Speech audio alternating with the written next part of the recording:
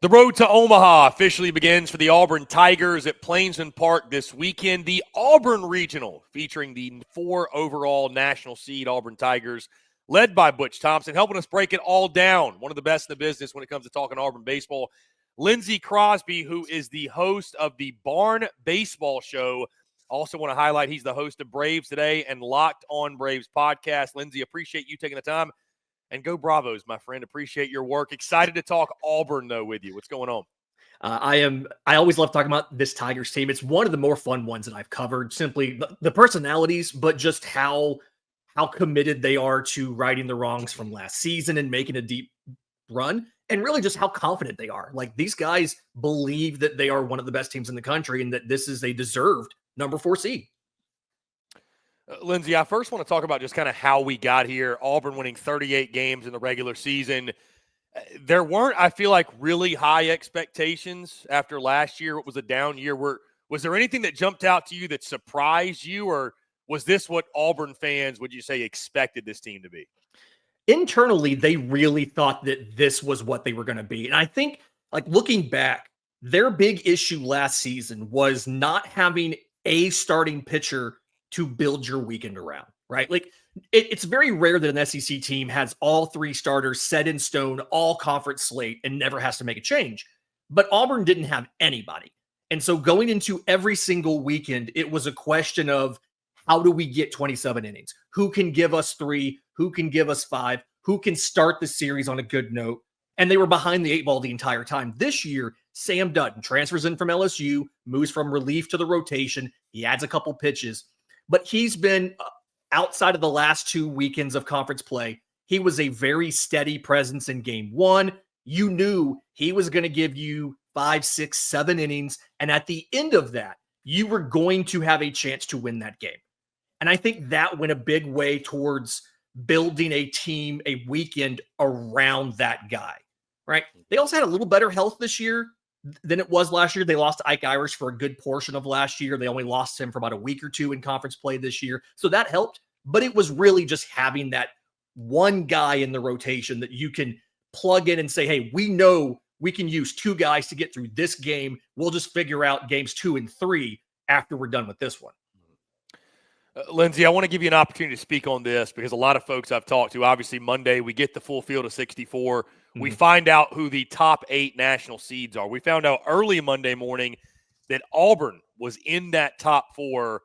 Some out there feeling like maybe the Tigers are overseeded a little bit. They're the only top 8 national seed with less than 40 wins. I want to give you the opportunity, obviously, to speak on it, why Auburn was not only deserving of being a top 8, but deserving of being in that number 4 slot. I think part of it comes down to the body of work and how they got to where they got. So Auburn has 38 wins on the season, but if you look at where some of the losses came in conference play, they won most of their series, right? Like, they got swept in Texas, they got swept at Georgia. Both those teams were top 2 teams when they played them. So that's a big part of the reason why, like, rather than going 4-2 across 2 series, they'd get swept on the road, and then they'd come back and win 2 out of 3, or sweep an LSU, win 2 out of 3 against Alabama, things like that. And the out-of-conference schedule, Auburn did their best to try to get some tests. Troy is the first team out of this whole thing. They brought Troy in for some games, top 25 team at the time. They went to Arlington. They took on Ohio State, Oregon, Baylor. They swept that weekend. Like, Auburn, their non-conference strength of schedule compared to a lot of SEC teams was really good. They were still top 50 out of conference on strength of schedule, but in conference, this was, I want to say it was the number 1 out of conference or in conference strength of schedule. And they finished with the number 3 RPI in the country. And at a certain point, like, if you play harder games, you're going to get less wins. And almost everybody that's seated behind them is well behind them in RPI. Like, they played, by strength of schedule, the hardest schedule in the country.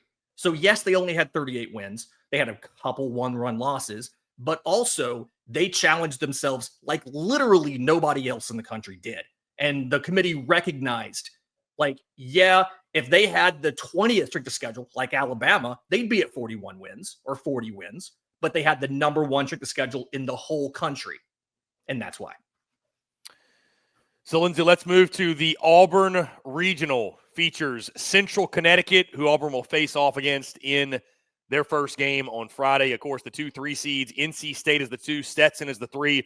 Your immediate reaction when you saw the draw for Auburn? Again, there's no such thing as an easy regional, but some are more manageable than others. Your thought on the draw the Tigers got? This one feels like a pretty manageable regional for Auburn. Something NC State to me is one of the weaker teams in the ACC. They've been fine. I don't really think they've been great at anything, right? They're just, I mean, the pitching's been good. They've had 3 starters for a majority of the year. Out of conference, they were really good. In conference, they struggled a little more. Central Connecticut's a very, very good offense. They're one of the top batting averages in all of baseball. They have, I think, the best hitter in the country from a batting average perspective. They also hit for very little power, so that's kind of an issue for them. And then Stetson has been fine, right? They won 40 games this year, but strength of schedule was 150th. It feels like this is a really manageable draw. You have one power conference team at NC State, but I think a weaker one. And then you don't really have significant threats like if you had a Troy in there, if you had a Southern Mississippi. They're always a hard team to play, and they've come to Plantation Park before. I feel like it's not a bad draw for Auburn. It's going to be getting wins in the first 2 games and just taking the pressure off by the time you get to the back end of the rotation. It's going to be the big key here. Mentality of the Auburn fan base, Lindsay, I'm curious, is now with this team, what they've accomplished, 4 overall national seed, does it feel like to you, I mean, I'm expecting a raucous environment, obviously, at Plainsman Park. We've seen great atmospheres all throughout the season there. Is it kind of a Omaha or bust sort of vibe now at this point? I mean, this team has accomplished so much and, again, has the makings of an Omaha club. Obviously, you look at what they're going to get potentially in the Super Regional paired up with Conway, and we can talk about that if you like, just what the road looks like for them. You know, potentially might get Coastal Carolina coming to Plainsman Park. You might get the Florida Gators. That's another one that you may face off against. I'm just curious. We know what the expectation is within the program, but mentality of the fan base of Auburn baseball fans as the road to Omaha really begins.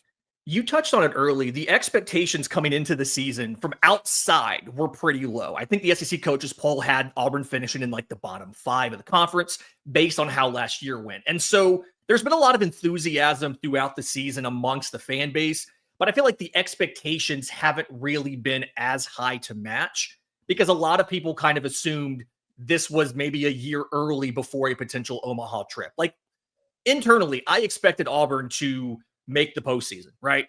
I didn't know when the season started in February, were they going to be hosting a regional? And I like to think that I was at a lot of the fall ball scrimmages. I know the team pretty well. And even I wasn't sure if they were going to be hosting material or not, never mind number 4 seed. So it feels kind of like they're playing with house money, right? Everybody who's not been paying attention until just recently obviously thinks they've got to go to Omaha. But I think the expectations were so low going in. They've already overachieved. It will be disappointing if they don't go, but the season's still a success either way because nobody thought they were going to be a top 4 seed entering regionals.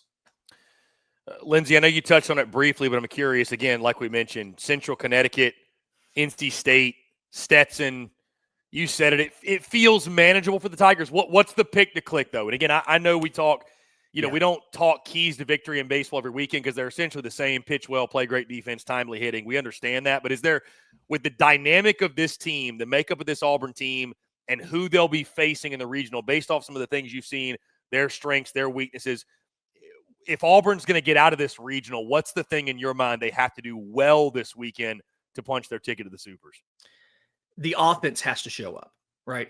This is something like the Super Regional, that's a pitching conversation. We'll get to that in a second. But for the regional, Auburn has such an advantage on power production over these other 3 teams. The home run totals for NC State hit like 60 home runs. Stetson hit, I think, 46, and Central Connecticut didn't break 40. Auburn hit 83.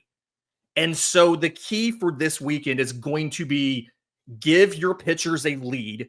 The offense needs to strike early, strike often. Something that Auburn did a lot in the first half of the schedule was they get into an early hole and then they would have to dig out of it. And they did most of the time. The big identity of this team early was we can score runs in every single inning, but it was always 1 run here, 2 runs there. It wasn't really a lot of crooked numbers. And I think that back half of the schedule and then into the postseason, Auburn needs to get on the board early and preferably giving guys like Ike Irish, Chris Rimbert, Cooper McMurray, giving them opportunities to hit with runners on base so that they can get those crooked numbers on the scoreboard. And that way your pitching doesn't have to be almost perfect. Because if there is a weakness on this team, I think it's probably lack of the top end stuff.